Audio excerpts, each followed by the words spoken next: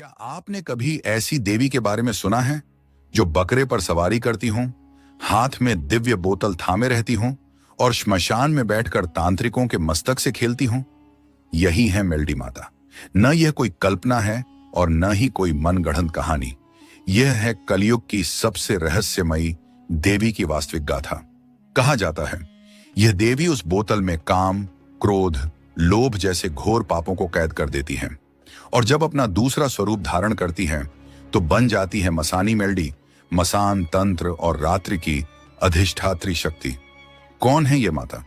क्यों इनके नाम से ही पापियों की रूह कांप उठती है और कैसे ये आज भी अपने श्रद्धालुओं की रक्षा करती है?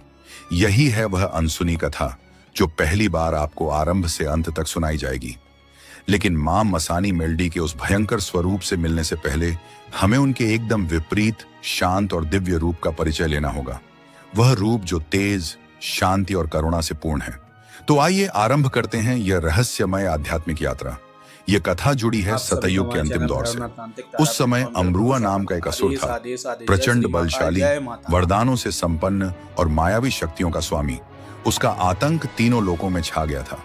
वर्षों तक उसके अत्याचारों से देवता भी असहाय हो उठे। अमरुआ को यह वरदान प्राप्त था कि कोई भी सामान्य शक्ति उसका अंत नहीं कर सकती।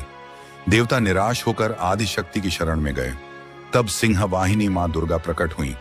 उनके साथ 9 दुर्गाएं, 10 महाविद्याएं और असंख्य शक्तियां अवतरित हुईं। इसके बाद एक महायुद्ध प्रारंभ हुआ जो सहस्राब्दियों तक चलता रहा। अंततः जब अमरुआ संकट में पड़ा तो युद्ध छोड़कर पृथ्वी पर भाग आया और सायला सरोवर में छिप गया। देवियां उसका पीछा करते करते वहीं पहुंची और सरोवर का जल पी लिया। असुर तुरंत निकलकर एक मृत गाय के अस्थिपंजर में जा छिपा, यह सोचकर कि यहां कोई देवी नहीं आएगी।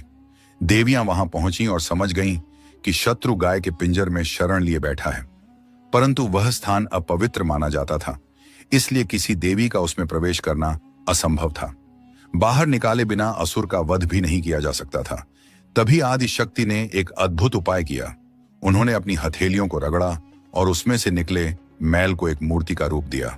सभी देवियों ने मिलकर उसमें मंत्र शक्ति से प्राण प्रतिष्ठा की और तभी प्रकट हुई मेलडी माता, एक बालिका के स्वरूप में, बाएं हाथ में खंजर और दाएं हाथ में दिव्य बोतल धारण किए। बालिका ने आदरपूर्वक पूछा, हे माताओं, आप सब ने मुझे क्यों बुलाया? देवियों ने अपनी कठिनाई सुनाई। सब कुछ जानकर कन्या तुरंत गाय के पिंजर में प्रवेश कर गई। अमरुआ चकित रह गया और डर के मारे बाहर भागा। बाहर आते ही कन्या ने उसका वध कर डाला। इस प्रकार सिद्ध हुआ कि उनका जन्म किसी बंधन में बंधने के लिए नहीं, बल्कि बंधनों को तोड़ने और कठिन परिस्थितियों का समाधान करने के लिए हुआ है। देवताओं ने उनका जय घोष किया और सृष्टि अमरुआ के आतंक से मुक्त हुई। परंतु चूंकि उनका आह्वान विशेष मंत्रों से किया गया था, इसलिए वे तुरंत विलीन नहीं हुई। देवियां उनकी महिमा से प्रभावित हुईं, किंतु उनकी परीक्षा लेना भी आवश्यक समझा। सबसे पहले चामुंडा देवी ने प्रस्ताव रखा, इस कन्या को कामरूप कामाख्या भेजा जाए। उस समय कामाख्या नगरी, जो आज असम में स्थित है, तंत्र मंत्र, काली विद्या और रहस्यमयी शक्तियों का केंद्र थी। यदि यह नव प्रकट कन्या वहां भी विजय प्राप्त कर लेती है तो यह सिद्ध हो जाएगा कि वह साधारण शक्ति बल्कि दिव्यता का अद्वितीय स्वरूप है। कलयुग की सबसे रहस्यमयी और प्रभावशाली शक्ति का नाम है मेलडी माता। कहा जाता है कि उस समय कामाख्या नगरी पर एक भयानक मसान, नूर का आतंक छाया हुआ था। वह वहां का मुख्य रक्षक और तांत्रिकों का सहारा था, लेकिन एक दिव्य कन्या ने उसे परास्त कर दिया। जैसे ही वह कन्या कामाख्या के नगर में पहुंची, वहां तंत्र मंत्र, जादू टोना और मायावी शक्तियों का अंबार था। इन्हें समझने भर में जीवन नष्ट हो सकता था, परंतु उस कन्या ने अपनी सिद्ध से उन सारी मलिन विद्याओं को एक घोल बनाकर बोतल में कैद कर दिया। भूत, प्रेत, मसान और सभी दुष्ट तांत्रिकों को बकरों का रूप देकर स्वयं उसी पर सवार हुई और हाथ में बोतल लेकर नगर से बाहर आ गई। उस क्षण समस्त देवताओं ने पुष्प वर्षा कर उसका स्वागत किया। तभी से बकरा उनका दिव्य वाहन बन गया और वे मेलडी माता कहलाने लगी, अर्थात वह शक्ति जिसने मेली विद्या, गंदी विद्या पर विजय पाई। स्वयं मां चामुंडा ने घोषणा की कि जिस ज्ञान का उपयोग केवल दूसरों को कष्ट पहुंचाने के लिए किया जाए, उस पर विजय पाना ही सबसे बड़ी सिद्धि है। इसी कारण तुम्हारा नाम मेलडी हुआ, अब कथा सौराष्ट्र की धरती की ओर बढ़ती है। वीरमगढ़ राज्य का राजा भीम सिंह संतानहीन था। उसने अनेक यज्ञ और मन्नतें की, परंतु कोई फल नहीं मिला। एक दिन रानी गिरनार पर्वत के समीप जंगल में स्नान करने गई। वहां उसने एक अद्भुत दृश्य देखा। बकरे पर सवार एक तेजस्विनी कन्या हाथ में त्रिशूल और खंजर लिए प्रकट हुई। वही थी मेलडी माता। माता ने रानी से कहा, मैं तुम्हें संतान का वरदान दूंगी, लेकिन वह बालक मेरा सेवक होगा। कुछ समय बाद रानी ने वीरमदेव को जन्म दिया। जब वीरमदेव युवा हुए, माता ने उन्हें एक विशेष बोतल दी और कहा, इसे केवल संकट की घड़ी में खोलना, लोभ में कभी नहीं। समय बीता और पड़ोसी राजा धीरपाल ने युद्ध छेड़ दिया। वीरमदेव के पास मात्र 300 सैनिक रह गए। तब उसने माता की दी हुई बोतल खोली।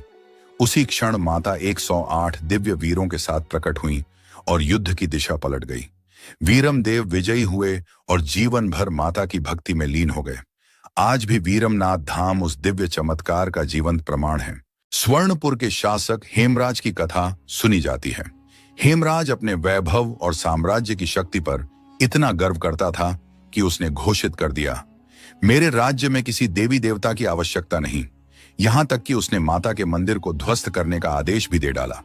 परंतु उसी रात उसके साथ कुछ विचित्र हुआ। नींद में उसे एक भयावह स्वप्न दिखाई दिया। स्वप्न में मेलडी माता स्वयं प्रकट हुई और चेतावनी दी, यदि प्रातः काल तक तूने क्षमा नहीं मांगी तो तेरे राज्य का विनाश निश्चित है।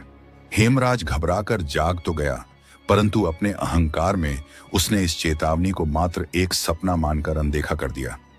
जैसे ही सुबह हुई, उसके राज्य पर आपदाओं का पहाड़ टूट पड़ा। खेत बंजर हो गए, अन्न के भंडार सूख गए, कुओं का जल लुप्त हो गया और महल की दीवारें तक दरकने लगी। तब भयभीत राजा माता के मंदिर की ओर दौड़ा। वहां उसने घंटों आर्तनाद और प्रार्थना की। अंततः माता प्रकट हुई। हेमराज उनके चरणों में गिर पड़ा और क्षमा की याचना की। माता ने उसे क्षमा कर दिया और तभी से वह उनका परम भक्त बन गया। इसी कारण आज भी स्वर्णपुर में माता का भव्य उत्सव बड़े हर्षोल्लास से मनाया जाता है। अब बात करते हैं गुजरात के कच्छ क्षेत्र के निरोली गांव की। यहाँ एक तांत्रिक कृष्णदास अपने सिद्धियों के कारण अत्यधिक अभिमानी हो गया था। वह यह साबित करना चाहता था कि वह स्वयं मेलडी माता को भी वश में कर सकता है। उसने कठोर तांत्रिक साधनाएं शुरू की, लेकिन जैसे ही उसने माता की शक्ति को रोकने का प्रयास किया, वहां एक अद्भुत दिव्य प्रकाश फैल गया। उसी क्षण उसकी सारी सिद्धियां समाप्त हो गईं और देखते ही देखते वह स्वयं एक बकरे में परिवर्तित हो गया। यह कथा स्पष्ट करती है कि शक्ति के साथ कभी घमंड नहीं करना चाहिए। जब शक्ति का दुरुपयोग होता है तो उसका परिणाम विनाश ही होता है। राजस्थान के बालोतरा क्षेत्र में भी ऐसी ही एक अद्भुत घटना घटी। वहां के राजा हरिहर और सेनापति धवल सिंह शत्रुओं से चारों ओर से घिर गए थे। परिस्थिति विकट थी।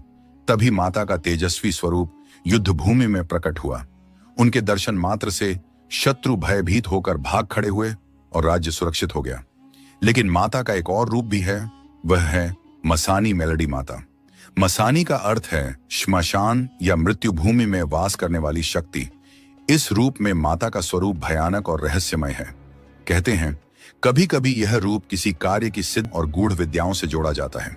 गुजरात की लोक कथाओं में एक देवी का उल्लेख बार बार सुनने को मिलता है। उनके मंदिर भारत के कई हिस्सों में फैले हुए हैं, लेकिन कामाख्या नगरी पर विजय के उपरांत उनका प्रमुख स्थान माना गया। कामरूप देश का माखनिया डूंगर, यही स्थान बाद में लोगों के बीच कामाख्या नगरी या कामरूप देश के नाम से विख्यात हुआ। अब आते हैं भारत भूमि के महानतम शासकों में से एक पर, उज्जैन के अमर सम्राट महाराजा विक्रमादित्य। ये वही राजा थे जिन्होंने केवल अपनी वीरता और राजनीति और न्याय से भी भारत की परंपराओं को अमर कर दिया। एक समय उनका साम्राज्य इतना विशाल था कि पश्चिम में अरब से लेकर पूर्व में इंडोनेशिया, उत्तर में मंगोलिया और दक्षिण में श्रीलंका तक फैला हुआ था। लेकिन यह कथा उस दौर की है जब विक्रमादित्य केवल उज्जैन के शासक थे। यह कहानी उनके और माता मेलडी के अद्भुत, रहस्यमय और अलौकिक अनुभव की है, जिसे बहुत कम लोग जानते हैं। राजा विक्रम ज्ञान और विद्या के प्रेमी थे। वे 18 भाषाओं के जाता थे और स्वभाव से सरल, विनम्र तथा विवेकशील। एक दिन उनके मन में विचार आया कि उन्हें योग सिद्ध का गूढ़ मंत्र प्राप्त करना चाहिए। इसी उद्देश्य से एक रात वे राजमहल और वैभव को पीछे छोड़कर अकेले ही कामरूप देश की ओर निकल पड़े।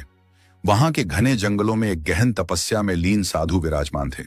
राजा वहां पहुंचे और ऊंची आवाज में पुकारा, अलख निरंजन। राजा की वाणी सुनकर साधु ने अपनी आंखें खोली और पूछा, कौन हो तुम? इस निर्जन वन में आने का कारण क्या है? विक्रमादित्य ने उत्तर दिया, मैं उज्जैन का राजा विक्रमादित्य हूं। योग सिद्ध का मंत्र पाने आया हूं। यह ज्ञान मैं अपनी प्रजा की भलाई के लिए चाहता हूं। उनकी निष्ठा देखकर साधु प्रसन्न हुए और शिक्षा देने को तैयार हो गए, परंतु एक शर्त रखी। शर्त यह थी कि आने वाली 14 की रात को राजा को पुतली वाव से एक लोटा जल लाना होगा। यदि वे सफल रहे तभी उन्हें सिद्धि मंत्र की दीक्षा प्राप्त होगी। कुछ दिन बाद काली 14 की रात वह समय आ पहुंचा। उस अमावस्या की रात राजा पुतली वाव की ओर बढ़े। हाथ में एक लोटा थामे वे धीरे धीरे सीढ़ियों से नीचे उतरने लगे। करीब 50 सीढ़ियां ही पार की थीं कि अचानक वातावरण बदल गया। नींद में डूबे भूत एक एक करके जाग उठे। चारों तरफ भयावह आवाजें गूंजने लगीं। राजा, तुझे निगल जाएंगे, तुझे खत्म कर देंगे, कहा जाता है। इससे पहले भी कई शासक यहां पानी भरने आए, लेकिन कोई भी जीवित लौट न सका। वाव की गहराइयों में बसे थे लगभग 1200 भूतों के प्रतिरूप, जो हर राजा को अपनी ही तरह बना लेने की चाह रखते थे। राजा ने ऊपर लौटने की कोशिश की, लेकिन उनके कदम जैसे किसी अदृश्य शक्ति ने जकड़ लिए हों। चारों ओर से गूंजती हंसी सुनाई दी। यहां से कोई राजा वापस नहीं गया और न ही कभी जा पाएगा। राजा को अचानक ऐसा महसूस हुआ जैसे मौत उसकी आंखों के सामने खड़ी हो। चारों तरफ का माहौल और भी भयावह हो उठा।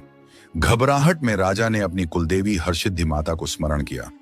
उसी क्षण देवी उनके सामने प्रकट हुई और मधुर स्वर में बोली, राजन, इस स्थान पर तुम्हें किस कारण से आना पड़ा? राजा ने कांपते हुए माता के सामने अपनी सारी व्यथा और आने का कारण रख दिया।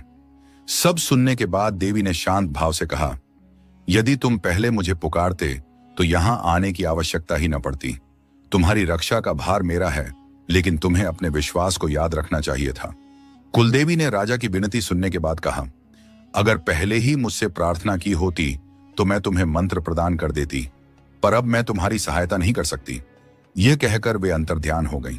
माता के इनकार ने विक्रम का भय और गहरा कर दिया। तब उन्होंने 64 जोगिनियों का स्मरण किया और अपना सीखा हुआ मंत्र जपा। जोगिनियां प्रकट तो हुईं, लेकिन उन्होंने भी हाथ खड़े कर दिए और तुरंत गायब हो गईं। अब राजा निराश हो उठे। उन्होंने ऊंची आवाज में कहा, क्या इस कामरूप देश में कोई देवता, कोई संत या कोई पैगंबर है जो मेरी रक्षा कर सके? मैं प्रतिज्ञा करता हूं, जो कहोगे वह करूंगा। यह वचन मैं, वीर विक्रम, तुम्हारे सामने रखता हूं। उनकी यह पुकार भले किसी ने न सुनी हो, लेकिन माखनिया डूंगर की मसानी मेलडी माता ने सुन ली। अचानक उनके पांवों की पायल बजी और उसी क्षण चारों ओर फैले भूत प्रेत डरकर भाग खड़े हुए। राजा ने विनम्र होकर माता से जीवन रक्षा की याचना की। मसानी मेलडी ने उन्हें सुरक्षित वाव से बाहर निकाल दिया।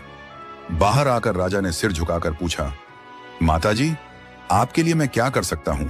माता ने उत्तर दिया, मैं मसानी मेलडी हूं, मुझे तुम्हारे कलेजे का भोग चाहिए। यह सुनते ही विक्रम ने अपनी कटार निकाल ली और कलेजा अर्पित करने ही वाले थे कि माता ने हाथ रोक दिया। वे बोली, नहीं, बाद गढ़ रुखिया श्मशान में आना, तब मैं तुम्हारा कलेजा स्वीकार करूंगी। राजा ने तुरंत हामी भर दी, जैसा आप चाहें मां, और वापस अपने नगर लौट आए। समय बीतते देर न लगी। 1 वर्ष बाद काली 14 की रात आई। वचन निभाने के लिए विक्रमादित्य उज्जैन से कटार लेकर निकले। जब वे नगर के पूर्वी द्वार पर पहुंचे तो देखा कि 4 जोगिनियां खप्पर लिए उनकी ओर आ रही हैं। राजा ने पूछा, देवियों, आप कौन हैं और कहां जा रही हैं? जोगिनियां बोली, विक्रम, हम तेरे उज्जैन नगर में प्रवेश कर रही हैं। भवारी बाजार की 7वीं मंजिल पर सियावन सयन नामक औरत हमारे मंत्रों का जाप कर रही है। हम ये खप्पर वहीं डाल देंगे। फिर आने वाले 6 महीनों तक तेरे उज्जैन में केवल लाशें ही लाशें होंगी। पूरा नगर जीवित श्मशान बन जाएगा। यह सुनकर विक्रम का हृदय भारी हो गया। उन्होंने मन ही मन मां मेलडी को पुकारा और जोगिनियों से कहा, अगर तुमने एक कदम भी आगे बढ़ाया तो तुम्हें मां मेलडी की सौगंध है। मंत्र की शक्ति और माता की कसम के प्रभाव से चारों जोगिनियां तुरंत पत्थर की मूर्तियों में बदल गईं। इसके बाद विक्रम सीधे गढ़ रुखिया श्मशान पहुंचे। श्मशान के द्वार पर काल भैरव और मां काली विराजमान थे।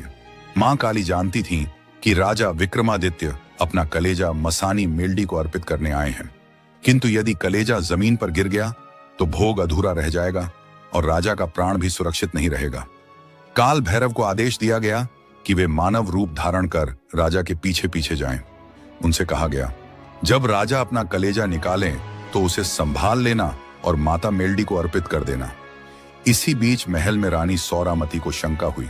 उसने सोचा, आज काली चौदस की रात मेरे स्वामी कहां जा रहे हैं। जिज्ञासा और चिंता के कारण उसने पुरुष का रूप धारण किया, घोड़े पर सवार हुई और चुपचाप राजा के पीछे चल पड़ी। जैसे ही उसका घोड़ा शिप्रा नदी में उतरा, बाबा वली वहां प्रकट हुए। उन्होंने 3 गूढ़ मंत्र उच्चारित किए और देखते ही देखते रानी अपने घोड़े सहित पत्थर बन गई। उधर राजा विक्रमादित्य श्मशान भूमि पहुंचे। वहां सामने से मसानी मेढ़ी माता प्रकट हुई। उनके खुले बिखरे बाल, रक्त से भीगा हुआ शरीर और हाथों में खप्पर और चाकू देखकर ऐसा लग रहा था मानो वे अभी अभी किसी को भक्षण करके आ रही हों। माता ने हंसते हुए कहा, हे विक्रम, मेरा भोग लाओ। राजा ने बिना विलंब किए अपनी कटार निकाली और छाती पर वार कर कलेजा बाहर निकाल दिया। तभी काल भैरव ने तुरंत कलेजा थाम लिया ताकि वह धरती पर न गिरे। माता ने प्रश्न किया, तुम कौन हो? भैरव ने नतमस्तक होकर उत्तर दिया, मुझे क्षमा करें माता, मैं काल भैरव हूं। मुझे मां काली ने यहां भेजा था ताकि आपके लिए यह भोग सुरक्षित रख सकूं। माता ने प्रसन्न होकर कलेजा स्वीकार किया और बोली, अब यह हृदय राजा की छाती पर वापस रख दो। भैरव ने वैसा ही किया और आश्चर्यजनक रूप से राजा पुनः जीवित हो उठे। राजा माता के चरणों में गिरकर प्रार्थना करने लगे, मां, कृपा कर मेरे राज्य में पधारिए। माता ने उत्तर दिया, विक्रम, खड़ू की लकड़ी से एक छड़ी तैयार करो। जब मेरा स्वागत करना हो तो गोबर से ढाक बजाना। फिर अपने राजमहल के स्वर्ण सिंहासन पर उस छड़ी को प्रतिष्ठित करना और ध्यान रखना, यदि एक दिन अचानक कुमकुम से सन्ने चरण चिन्ह दिखाई दें तो समझ लेना कि मैं स्वयं वहां आ चुकी हूं। यह मेरा अटल वचन है। महल लौटने पर राजा ने देखा कि रानी वहां से लापता थी। व्याकुल होकर उन्होंने माता मेल्डी को पुकारा। उसी क्षण देवी ने स्वयं राजा का रूप धारण किया और बाबा वाली के स्थान पर पहुंची। वहां पहुंचकर उन्होंने प्रचंड स्वर में ललकारा, वाली, बाहर आओ। बाबा तुरंत प्रकट हुए और जल की अंजलि से आचमन कर देवी पर छिड़काव किया। तभी माता का स्वरूप परिवर्तित हुआ और वे एक विशाल काली नागिन बनकर बाबा के चरणों से लिपट गईं। यह दृश्य देखकर बाबा सहम उठे और बोले, हे देवी, मुझसे भूल हो गई। आप कौन हैं? देवी ने उत्तर दिया, मैं मसानी मेल्डी हूं। इस सावरा रानी को पत्थर के जाल से मुक्त करो। बाबा ने जल का छिड़काव किया और रानी तत्काल अपने वास्तविक रूप में प्रकट हुई। महल लौटकर उसने राजा से क्षमा मांगी। अगली सुबह पूरे नगर में नगाड़े और डमरू बजाकर माता का भव्य स्वागत हुआ। सिंहासन पर खड़ू की छड़ी रखी गई और उसी समय वहां माता के कुमकुम से रंगे पावन चरण चिन्ह प्रकट हो गए। देवी ने वहीं उज्जैन में वास करना स्वीकार किया। इसके बाद राजा ने सियावन सयन को पकड़कर दंडित किया, ने गहन साधना और भक्ति से मां मेल्डी को प्रसन्न किया। देवी ने प्रसन्न होकर उन्हें अद्वितीय तांत्रिक विद्याओं और दुर्लभ मातृ शक्तियों का वरदान दिया। इन्हीं शक्तियों के बल पर विक्रमादित्य ने तंत्र विद्या में अद्वितीय सिद्धि प्राप्त की और अपने साम्राज्य को सुरक्षित रखा। इस महिमामयी कथा का उल्लेख आज भी गुजरात, मध्य प्रदेश और राजस्थान की लोक गाथाओं में सुनाई देता है। राजा विक्रमादित्य की रक्षक शक्ति के रूप में मसानी मेल्डी माता की पूजा आज भी होती है। उज्जैन से लेकर पूरे एशिया खंड तक अपना साम्राज्य फैलाने वाले विक्रमादित्य भारत के महानतम सम्राट बने और माता मेल्डी केवल एक देवी ही नहीं बल्कि विकारों पर विजय, साहस, श्रद्धा और न्याय की प्रतीक मानी जाती है। जय माता मेल्डी। अगर यह कथा आपको प्रेरक लगी हो तो वीडियो को लाइक और शेयर करें, चैनल को सब्सक्राइब करना न भूलें और कमेंट में लिखें जय माता मेल्डी ताकि आपके जीवन में भी देवी का आशीर्वाद बना रहे। दोस्तों, आज हम जिस पर्वत की कथा सुनने जा रहे हैं वह साधारण पहाड़ी नहीं है। इसे कई लोग एक जीवित ज्वालामुखी बम की तरह मानते हैं। ऐसा विश्वास है कि यदि यह कभी फट पड़ा तो इसका प्रभाव केवल धरती तक सीमित नहीं रहेगा बल्कि संपूर्ण सृष्टि इसकी ज्वालाओं में समा सकती है। किंवदंती कहती है कि समुद्र मंथन के समय जब भगवान शिव ने विषपान किया था तब वे इसी स्थान पर गहन तप में लीन हुए और आज भी नीलकंठ रूप में यहाँ विराजमान हैं। इस अद्भुत पर्वत को ही नीलकंठ पर्वत कहा जाता है। इसके रहस्य केवल इसकी ऊंची चोटियों, कठिन चढ़ाई या खतरनाक मौसम तक सीमित नहीं है। असली रहस्य कहीं अधिक गहरा है। यहाँ की रातें किसी अलौकिक चमत्कार जैसी प्रतीत होती हैं। कहते हैं कि जब यहाँ कोई नहीं होता तब भी शंख और डमरू की ध्वनि सुनाई देती है। स्थानीय निवासियों का विश्वास है कि यह पर्वत जीवित है, यह सांस लेता है, इसकी धड़कनें सुनी जा सकती हैं। जब वैज्ञानिकों ने इन दावों को परखने की कोशिश की तो वे भी हैरान रह गए। नासा ने यहां थर्मल स्कैनिंग करवाई थी। नतीजे चौंकाने वाले थे। पर्वत के कुछ हिस्से समय समय पर अचानक गर्म और फिर ठंडे हो जाते थे, जैसे कोई जीव अपनी श्वासों से गर्मी और शीतलता उत्पन्न कर रहा हो। साल 2023 में वैज्ञानिकों की एक टीम यहां विशेष उपकरण लेकर पहुंची। उनके पास EMF डिटेक्टर था जो किसी भी जगह की इलेक्ट्रोमैग्नेटिक तरंगों को मापता है। लेकिन जैसे ही इसे पर्वत की जड़ में चलाया गया, उपकरण पल भर में जलकर नष्ट हो गया।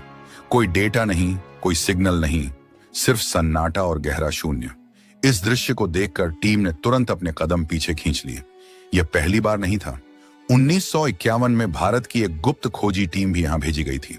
उनका उद्देश्य था पर्वत के रहस्यमय ऊर्जा स्रोतों का पता लगाना। लेकिन मिशन अधूरा रह गया। कई सदस्य रहस्यमय ढंग से लापता हो गए और जो लौटे वे मानसिक रूप से अस्थिर पाए गए। उनका कहना था कि उन्होंने वहां ऐसी दिव्य आकृति देखी जो किसी इंसान की नहीं बल्कि किसी दैवी सत्ता की थी। साधु संतों की मान्यता है कि इस पर्वत के भीतर एक अदृश्य मठ है जहां आशी मुनियों का एक समूह सहस्रों वर्षों से अखंड साधना कर रहा है। ये साधक न सांस लेते हैं, न अन्न जल का सेवन करते हैं। वे केवल सूर्य की किरणों और ब्रह्मांडीय तरंगों से जीवित रहते हैं। कहते हैं वे तभी प्रकट होते हैं जब धरती पर कोई बड़ा संकट आने वाला हो। नीलकंठ पर्वत पर एक गुफा भी है जो आज तक रहस्य बनी हुई है। कहते हैं उसके भीतर प्रवेश करते ही मन में उठने वाले सारे विचार मौन हो जाते हैं और बाहर की हर आवाज लुप्त हो जाती है। यहां ध्यान करने वाले साधक दावा करते हैं कि उन्हें भविष्य की झलक दिखने लगती है। दोस्तों, कई साधकों और स्थानीय लोगों ने यहां ऐसे दृश्य देखे हैं जो किसी महाप्रलय की झलक जैसे लगते हैं, मानो पूरी दुनिया विनाश की ज्वालाओं में घिरी हो और उन्हीं लपटों के बीच से एक अद्भुत दिव्य पुरुष प्रकट हो रहा हो। ये देव पुरुष कौन है? शायद आप पहले ही अनुमान लगा चुके होंगे। हाल के वर्षों में घटी कुछ घटनाओं को लोग कलियुग के अंतिम दौर की आहट मानते हैं और यह तो बस शुरुआत है। असली रहस्य तो अभी सामने आना बाकी है। लेकिन आगे बढ़ने से पहले आपसे एक छोटा सा अनुरोध है। यदि आप सनातन परंपरा से जुड़े इस प्रयास को सार्थक मानते हैं तो वीडियो को लाइक करें, रहस्यमय यात्रा की सूचना आपको तुरंत मिल सके। और हाँ, कमेंट में हर हर महादेव लिखना मत भूलिएगा। तो आइए कदम रखते हैं देवभूमि उत्तराखंड की ओर, जहां आसमान अक्सर धुंध से ढका रहता है और हवाओं में रहस्यमयी अनुगूंज सुनाई देती है। यहीं पर स्थित है नीलकंठ पर्वत। यह साधारण पहाड़ नहीं बल्कि शिव की ध्यानमग्न मूर्ति का जीवंत प्रतीक माना जाता है। करीब 6500 फीट की ऊंचाई पर खड़ा यह पर्वत अपने भीतर ऐसे रहस्य छुपाए हैं जिन्हें आज तक विज्ञान भी पूरी तरह समझ नहीं पाया। यहाँ के साधु संत मानते हैं कि यह कोई साधारण पत्थरों का ढेर नहीं बल्कि स्वयं महादेव की सजीव उपस्थिति है। इसकी आकृति, इसकी संरचना और यहाँ गूंजती ध्वनियां मानो एक जीवन सत्ता का एहसास कराती हैं। जब दूर से देखा जाए तो यह पर्वत किसी महान योगी की तरह प्रतीत होता है, मानो आंखें मूंदकर ब्रह्मांड से परे किसी अन्य लोक में समाधि में लीन हो। ड्रोन कैमरे से कैद दृश्यों में तो इसकी आकृति और भी अद्भुत दिखाई देती है, मानो एक विशाल त्रिशूल आकाश की ओर उठ खड़ा हुआ हो। इसकी 3 चोटियां सत्व, रज और तम तीनों गुणों का दर्पण मानी जाती हैं। अब प्रश्न उठता है, क्या यह केवल प्रकृति का अद्भुत संयोग है या फिर किसी दिव्य शक्ति का प्रत्यक्ष प्रमाण? स्थानीय संतों और साधकों का विश्वास है कि आज भी नीलकंठ पर्वत की गहराइयों में भगवान शिव ध्यानमग्न अवस्था में विराजमान हैं। यह कथा केवल आस्था तक सीमित नहीं है बल्कि कई अजीब घटनाएं इसे और भी रहस्यमय बना देती हैं। अक्सर आधी रात के समय जब पूरा क्षेत्र गहरी नींद में डूबा होता है, पर्वत की छोटी से हल्की नीली चमक उठती देखी गई है। ऐसा प्रतीत होता है मानो तपस्या की ऊर्जा स्वयं बाहर प्रकट हो रही हो। सबसे अद्भुत बात यह है कि इस पर्वत के निकट समय मानो अपनी गति खो देता है। यात्रियों और ध्यान करने वाले साधकों ने अनुभव किया है कि जब वे यहाँ साधना में बैठते हैं तो उनके लिए 1 घंटा गुजरता है, लेकिन बाहर की दुनिया में 6 से 7 घंटे बीत चुके होते हैं। ये कोई साधारण भ्रम नहीं है, क्योंकि कई बार तस्वीरों और प्रत्यक्ष प्रमाणों में घड़ियां सचमुच रुकी हुई दिखाई दी हैं। और भी आश्चर्यजनक तथ्य 2017 में सामने आया, जब नासा ने यहां हीट मैपिंग सर्वे किया। परिणामों में इस पर्वतीय क्षेत्र के चारों ओर असामान्य गर्मी दर्ज की गई, जबकि यहां किसी भी प्रकार की ज्वालामुखीय गतिविधि मौजूद नहीं है। यही रहस्य इसे और भी अलौकिक बना देता है। कहा जाता है कि यह पर्वत केवल खामोश पत्थरों का ढेर नहीं है, बल्कि मानो उसमें जीवन धड़कता हो। इसकी सतह से समय समय पर ऐसी ऊर्जा निकलती महसूस होती है जैसे वह स्वयं सांस ले रहा हो। आधिकारिक स्तर पर इन तथ्यों को कभी साझा नहीं किया गया, लेकिन गुप्त रिपोर्टों और लीक हुई जानकारियों ने इसके रहस्य को और गहरा बना दिया है। कई यात्रियों का अनुभव है कि यह पर्वत महज एक भौगोलिक संरचना नहीं, बल्कि किसी अदृश्य चेतना का आवरण है। कभी कभी साफ आसमान अचानक घने बादलों से ढक जाता है और कुछ ही पलों में वापस स्पष्ट हो उठता है। इन बादलों की विचित्र चाल देखकर लगता है मानो कोई अदृश्य शक्ति अपनी मौजूदगी को नजरों से छुपा रही हो। साल 2023 में यहां जो घटना हुई उसने पूरे इलाके को हिलाकर रख दिया।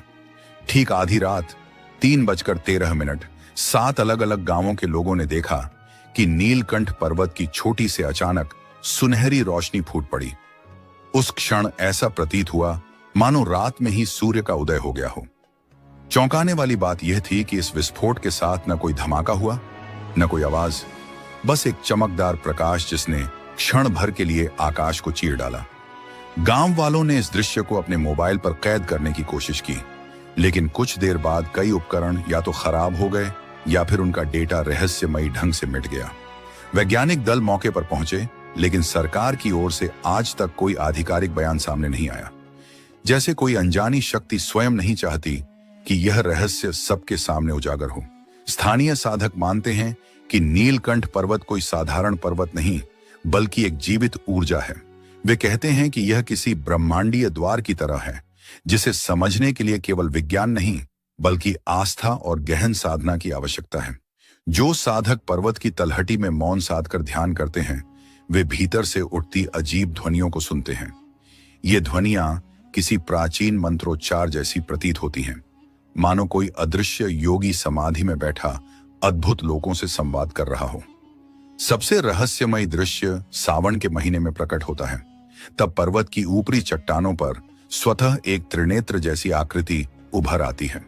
कुछ दिनों तक यह स्पष्ट दिखाई देती है और फिर धीरे धीरे विलीन हो जाती है।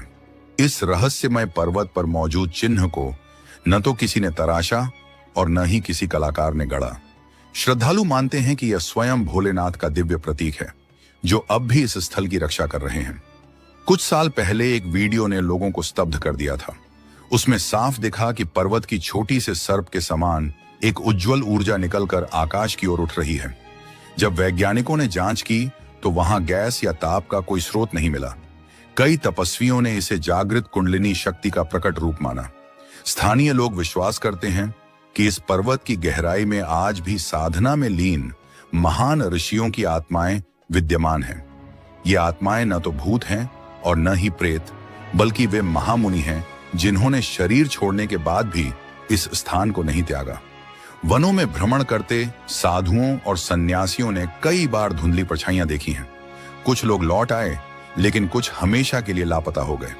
सबसे अद्भुत घटना तब घटी जब करीब 30 वर्ष पूर्व गायब हुआ एक सन्यासी अचानक ठीक उसी स्थान पर फिर से प्रकट हुआ। आश्चर्यजनक यह था कि उसके चेहरे पर समय की कोई रेखा नहीं थी। त्वचा और रूप बिल्कुल वैसा ही जैसा गायब होने के दिन था, मानो उसके लिए समय ठहर गया हो। यह पर्वत रहस्यों से भरा है, एक ऐसा स्थान जहां विज्ञान की सीमाएं टूट जाती हैं और केवल श्रद्धा, ध्यान और तपस्या ही सच्चाई को छू पाते हैं। कई दशक पहले भी एक साधु यहां देखा गया था। उसके शरीर पर न उम्र का असर दिखा, न झुर्रियां, केवल उसकी बोली बदल चुकी थी। वह एक अजीब अपरिचित भाषा में बोलने लगा था जिसे कोई समझ नहीं सका। उसने कभी यह प्रकट नहीं किया कि इतने वर्षों तक वह कहां रहा, पर उसकी आंखों में ऐसा खालीपन था जैसे वह किसी अन्य लोक से होकर लौटा हो। हर सावन के महीने में अनेक सन्यासी इस पर्वत की ओर आकर्षित होते हैं, लेकिन उनमें से कुछ फिर कभी वापस नहीं लौटते। न उनका शरीर मिलता है, न उनके वस्त्र, न ही कोई निशान। ऐसा प्रतीत होता है मानो वे किसी गुप्त द्वार से किसी अनजानी दुनिया में प्रवेश कर गए हों। क्या सचमुच नीलकंठ पर्वत किसी ऐसे गुप्त द्वार का संरक्षक है जो अपने समय पर खुलकर फिर रहस्यमय ढंग से बंद हो जाता है? इस प्रश्न का उत्तर और भी रोचक तब हो जाता है जब हम यहाँ की गुफाओं की ओर देखते हैं। कुछ गुफाएं वर्षों तक सभी के लिए खुली रहती हैं और फिर एकाएक ऐसी शक्ति के प्रभाव से बंद हो जाती है मानो किसी ने उन्हें सील कर दिया हो। आश्चर्य की बात केवल किसी साधक या तपस्वी को ही होता है, सामान्य यात्रियों को नहीं। कहा जाता है कि यह रास्ते उन्हीं के लिए हैं जिनके भीतर कोई दिव्य सामर्थ्य जागृत हो। एक अनुसंधान दल ने जब इन गुफाओं की तहकीकात करनी चाहिए तो उनके सभी उपकरण अचानक निष्क्रिय हो गए। कैमरे बंद हो गए, यंत्र काम करना छोड़ गए, जैसे किसी अदृश्य शक्ति ने उन्हें संकेत दिया हो, यहीं रुक जाओ, आगे मत बढ़ो। 2025 की शुरुआत में वैज्ञानिकों ने दोबारा प्रयास किया और इस बार पर्वत के आसपास ड्रोन भेजा, लेकिन कुछ ही पलों में वह ड्रोन नियंत्रण खो बैठा और गिरकर नष्ट हो गया। जब उसकी अंतिम रिकॉर्डिंग देखी गई तो उसमें एक अद्भुत दृश्य कैद था। एक ध्यानमग्न आकृति, वह साधारण मानव जैसी नहीं दिखती थी। ऐसा प्रतीत हो रहा था कि वह कोई देहधारी अस्तित्व नहीं, बल्कि शुद्ध ऊर्जा का दिव्य स्वरूप है। वीडियो की गुणवत्ता भले साधारण रही हो, लेकिन उसमें इतना अवश्य स्पष्ट हो गया कि इस पर्वत के भीतर कोई अदृश्य शक्ति विद्यमान है, ऐसी उपस्थिति जो अब तक मानव समझ से परे है। यही कारण है कि प्राचीन काल से इसे स्वर्ग का द्वार कहा गया। मान्यता है कि यहाँ एक दिव्य पथ छिपा हुआ है जो केवल विशेष साधना और नियत समय के अनुसार ही प्रकट होता है। यह मार्ग किसी साधारण लोक में नहीं ले जाता, बल्कि सीधा देवलोक की ओर खुलता है। प्राचीन ग्रंथों में उल्लेख है कि महर्षि विश्वामित्र, वशिष्ठ और कई अन्य आर्षि इसी अदृश्य मार्ग से पृथ्वी और स्वर्ग के बीच आवागमन करते थे। लेकिन असली रहस्य यह है, वह द्वार वास्तव में है कहां? इसका उत्तर आज तक किसी के पास नहीं। कुछ साधु बताते हैं कि इस गुप्त प्रवेश तक पहुंचने के लिए मौन साधना और कठिन अघोर तप अनिवार्य है। वहीं दूसरी धारा का विश्वास है कि यह अदृश्य द्वार पर्वत की चोटी पर केवल चंद्र ग्रहण की रात में ही दिखता है। एक तीसरी मान्यता यह भी मानती है कि यह कोई भौतिक द्वार नहीं, बल्कि चेतना का मार्ग है जो आत्मज्ञान और अनुभूति के माध्यम से ही खोला जा सकता है। आत्मबोध ही वह चाबी है जिससे नीलकंठ पर्वत के गहन रहस्य प्रकट होते हैं।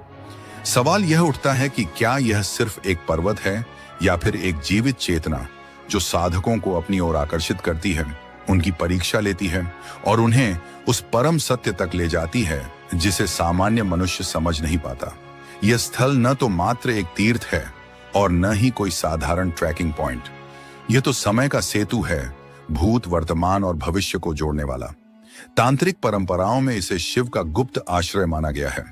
कहा जाता है कि यहाँ की गुफाओं में साधारण व्यक्ति अधिक देर तक टिक ही नहीं सकता, क्योंकि यहाँ की ऊर्जा असाधारण रूप से प्रचंड है। कई साधकों का अनुभव है कि जब वे यहाँ ध्यान में बैठते हैं तो उनके मस्तक के मध्य मानो कोई द्वार खुल जाता है, जैसे तीसरी आंख सक्रिय हो उठी हो और हर दिशा में देख रही हो। समय और दिशा का बोध जैसे गायब हो जाता है और साधक की चेतना गहरी रिक्तता में समा जाती है। कई अनुभवी साधक कहते हैं कि उनका शरीर तो उसी स्थान पर स्थिर रहता है, पर आत्मा किसी अनजाने लोक की ओर निकल पड़ती है।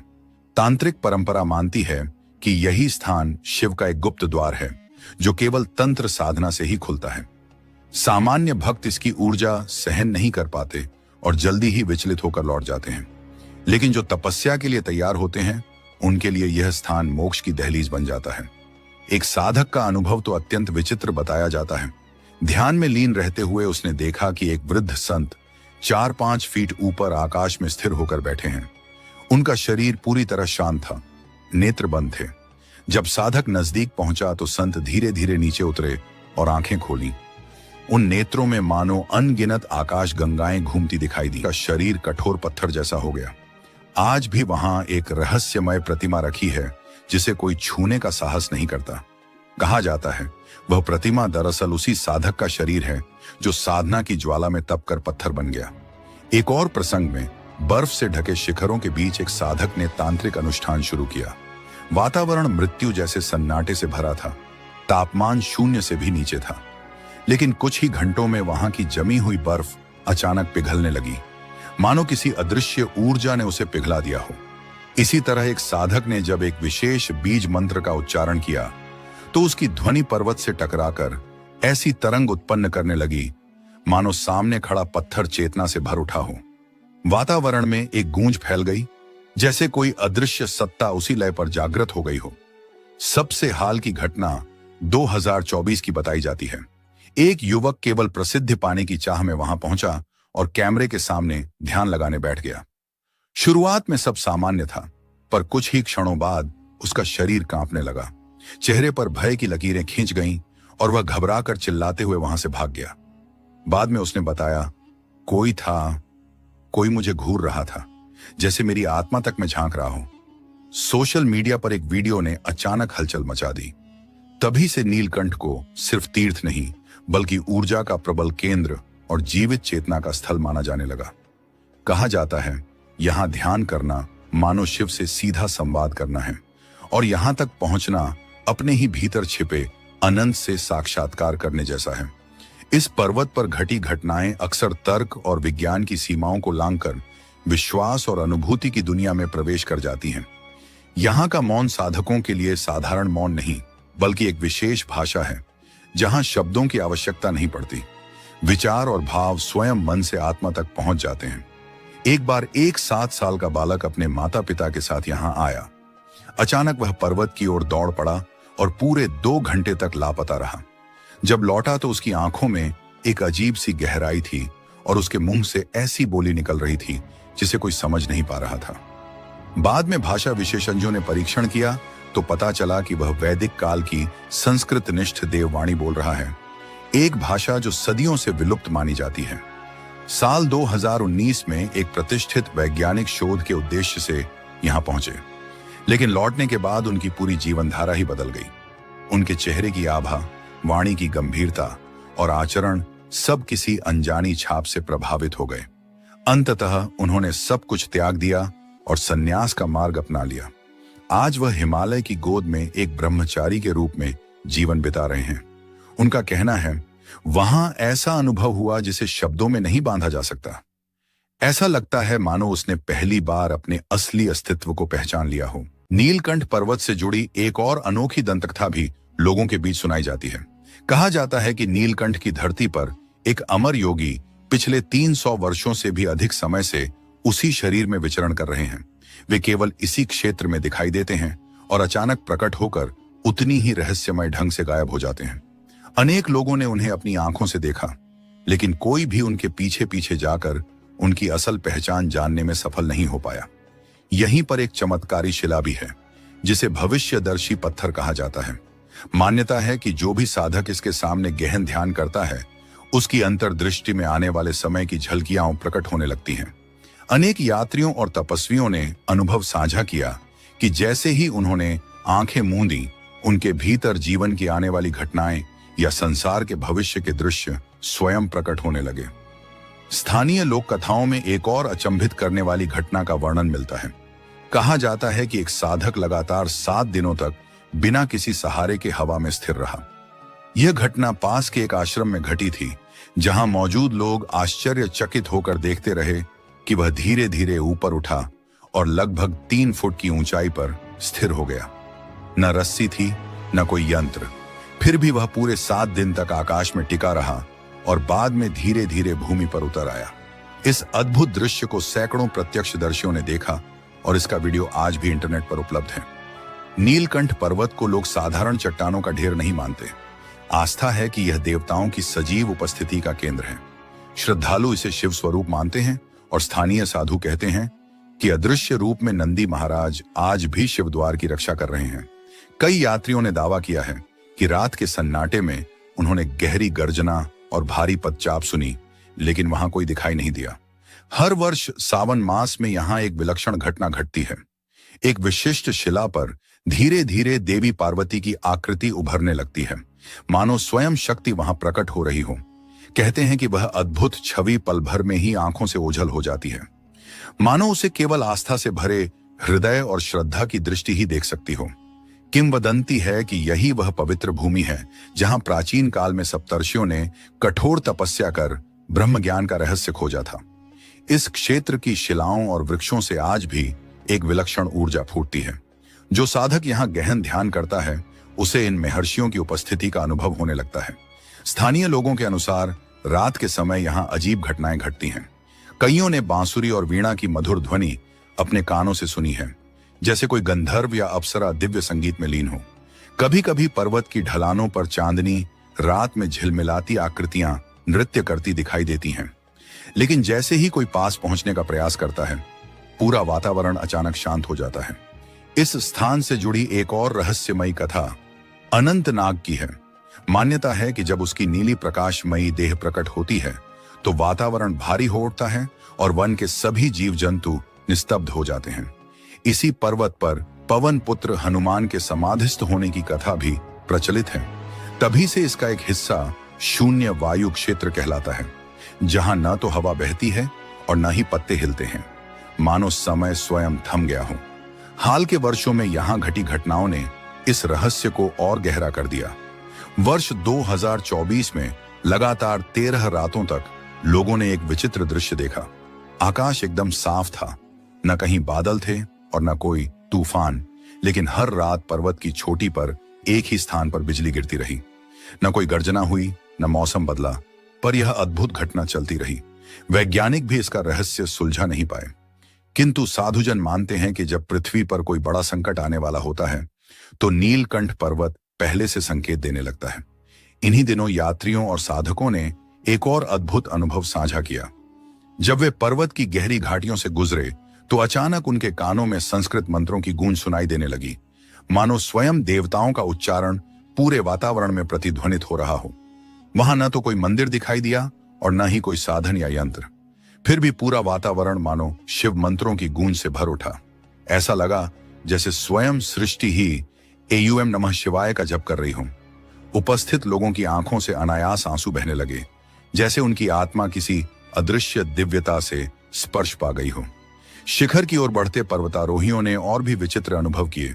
उनके कंपास लगातार घूमते रहे, उत्तर की जगह दक्षिण दिखाने लगे। जीपीएस और बाकी यंत्र अचानक काम करना बंद कर गए, मानो कोई अदृश्य ऊर्जा उनके उपकरणों से खेल रही हो और दिशाओं को उलझा रही हो। उस क्षण यह साधारण पर्वत नहीं, बल्कि किसी जागृत चेतना का क्षेत्र प्रतीत ही। उसने कैमरा चलाने की कोशिश की, लेंस अपने आप बंद हो गया।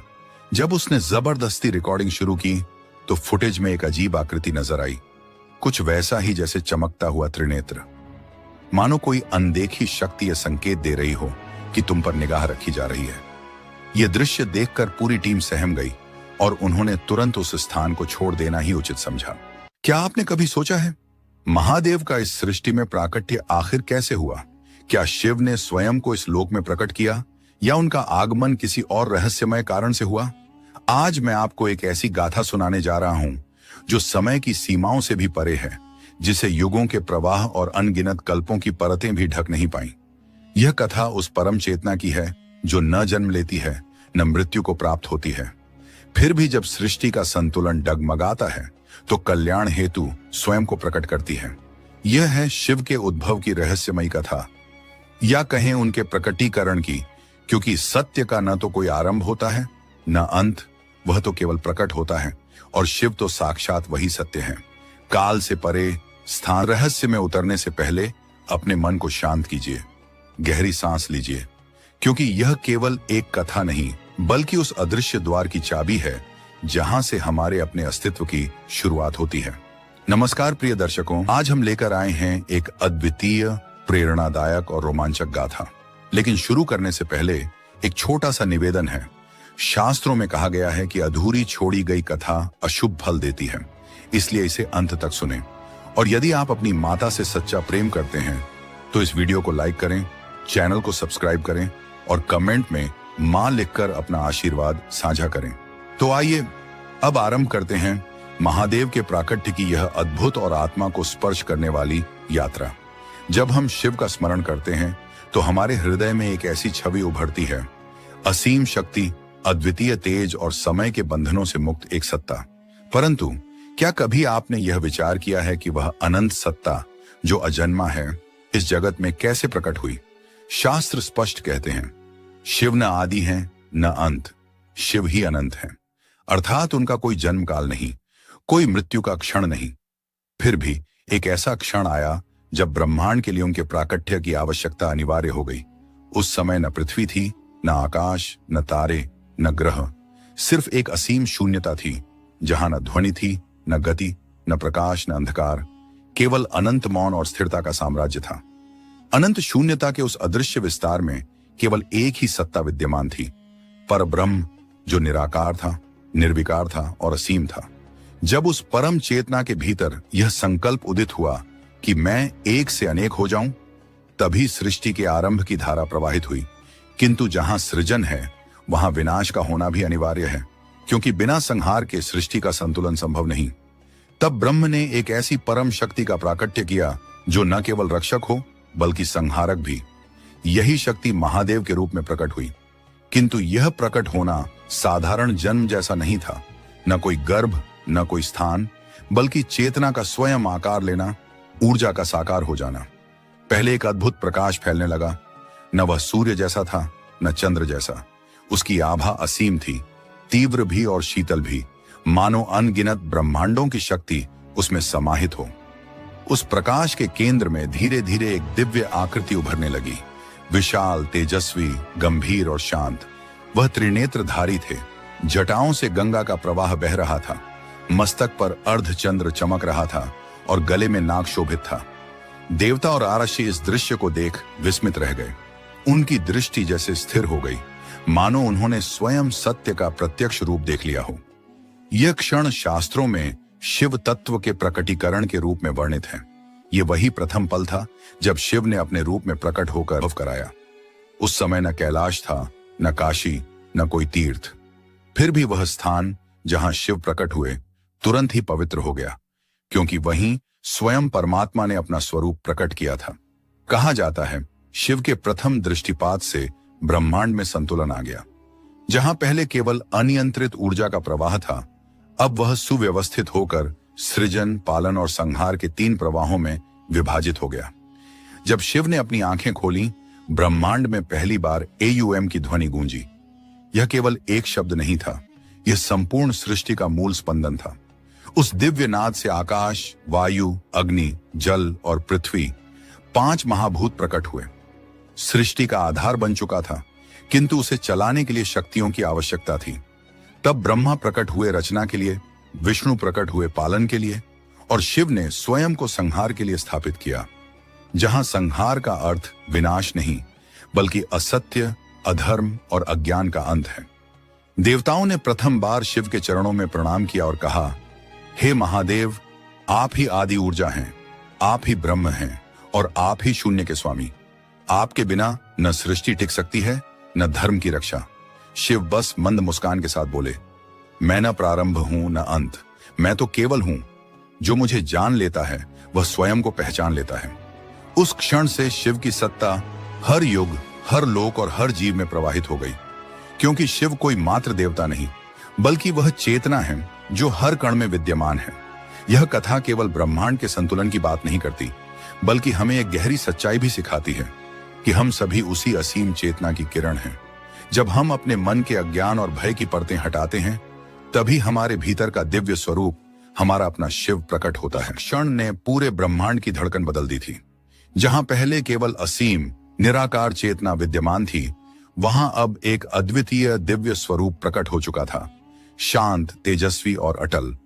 मानो किसी अनजानी शक्ति के आकर्षण से देव, आर्षी और अनगिनत लोगों के जीव वहां खींचे चले आए हों। जहां महादेव का अवतरण हुआ था, वह स्थान अद्भुत आभा से जगमगा रहा था।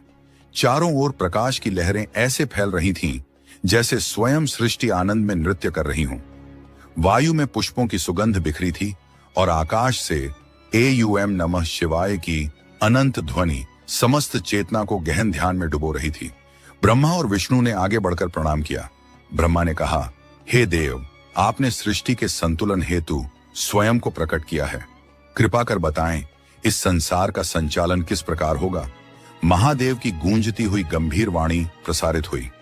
ब्रह्मा, तुम सृष्टि के रचयिता हो। तुम्हारा कार्य है जीवन की उत्पत्ति और प्राणियों को धर्म तथा कर्म का ज्ञान देना। विष्णु, तुम पालन करता हो। तुम्हारा कार्य है सृष्टि में संतुलन और धर्म की रक्षा करना। और मैं संहार करूंगा। पर याद रखो, संहार केवल विनाश नहीं बल्कि नवीनीकरण है। मैं केवल उसी का अंत करूंगा जो अधर्म, अन्याय और अज्ञान को बढ़ावा दे। विष्णु ने विनम्रता से कहा, हे महादेव, आपका यह स्वरूप हमारे लिए अद्भुत है। आप में एक साथ शांति भी है और प्रचंडता भी। यह कैसे संभव है? शिव मंद मुस्कुराए। मेरी शांति योग का परिणाम है और मेरी प्रचंडता तांडव का। योग में मैं ब्रह्म से एकाकार होकर समाधि में लीन रहता हूं और तांडव में मैं ऊर्जा के प्रवाह के रूप में ब्रह्मांड को गति देता हूं। जब संसार में अराजकता बढ़ती है तब तांडव ही उसे संतुलित करता है। इतना कहकर महादेव के त्रिनेत्र से एक दिव्य ज्वाला निकली। उसी से अग्निदेव प्रकट हुए और बोले, हे महादेव, मैं आपकी ज्वाला का अंश हूं। मेरा कार्य होगा सृष्टि में शुद्धिकरण और ऊर्जा का संचार। फिर शिव ने कमंडल उठाकर जल प्रवाहित किया। उस जल से वरुण देव उत्पन्न हुए। नाथ, मैं जल का अधिपति बनकर समस्त प्राणियों को जीवन प्रदान करूंगा। इसके बाद शिव ने अपनी जटाओं को खोला और उनमें से तीव्र जलधारा बह निकली। यह कोई साधारण जल नहीं था, यह स्वयं गंगा थी जो उनके सिर पर विराज कर पावन हुई थी। गंगा ने प्रणाम करते हुए कहा, हे प्रभु, मैं आपके चरणों की दासी बनकर संसार के पाप धोने का कार्य करूंगी। इस दृश्य को देखकर देव, आर्षि और गंधर्व विस्मित रह गए। उन्होंने पहले कभी ऐसा स्वरूप नहीं देखा था जिसमें सृष्टि के प्रत्येक तत्व का आधार समाहित हो। आर्षि भृगु ने प्रश्न किया, हे महादेव, क्या आपका वास केवल इस लोक में है या सभी लोकों में? शिव ने उत्तर दिया, मैं हर लोक में हूं, हर जीव में हूं, हर कण में हूं। जब भी तुम सत्य, प्रेम और करुणा का अनुभव करो, समझ लेना वह मेरा स्वरूप है। और जब भी अन्याय का अंत हो, जान लेना वह मेरा तांडव है। तभी आकाश में डमरू की मधुर ध्वनि गूंजी।